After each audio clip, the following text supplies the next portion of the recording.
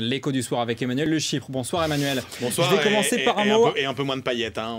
On va commencer par un mot un peu barbare. Le mécanisme de supervision des banques de la zone euro. Alors rassurez-vous, en fait c'est très simple. Marion Cotillard. Ça fait moins avec Marion Cotillard, mais en tout cas c'est pour prévenir des nouvelles crises financières. Absolument. Et ça c'est très important. Les membres de la zone euro se sont mis d'accord ce matin. Qu'est-ce que ça veut dire au juste? Est-ce que la zone euro finalement est sauvée? Ça veut dire qu'on a quand même tiré les leçons de la crise financière de 2008 après la faillite de la banque Lehman Brothers. Rappelez-vous à l'époque, les banques en fait se méfiaient tellement les unes des autres parce qu'elles ne savaient pas finalement si leurs petites copines avaient des actifs complètement pourris ou pas.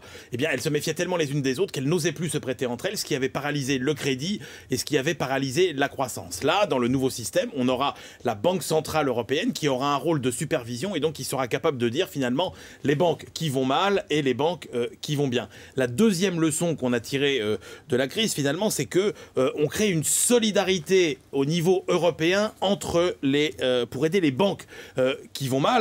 Et ça c'est très important parce que ça veut dire que ça n'est plus à chaque pays d'aider ses banques. Voilà, on a vu par exemple au niveau européen. Et oui, parce qu'aujourd'hui les banques, elles ont des bilans dont la taille est presque aussi gros que la production de chaque pays finalement. Hein. On a vu que les banques espagnoles, les défauts des banques espagnoles menaçaient l'État espagnol, que les banques irlandaises avaient failli mettre l'État irlandais sur la paille, tout simplement parce que ces États se ruinent pour aider leurs banques qui ont une taille européenne. Et donc quand les banques ont des tailles européennes, eh ben, le bon échelon pour les aider, c'est l'échelon européen. Mais ça n'a pas été facile à accorder. Il y a 6000 banques actuellement en Europe. Est-ce qu'on peut raisonnablement penser que finalement la BCE, la Banque Centrale Européenne, va être derrière chaque banque pour venir un petit peu la superviser? Alors l'idée, c'est pas de superviser finement les 6000 banques, c'est de dire en gros, il y a 200 banques qui sont des banques tellement grosses qu'elles menacent, si jamais elles font faillite, de faire tomber comme des dominos toutes les autres banques. C'est le fameux risque systémique. En gros, 200 banques, ça veut dire que c'est les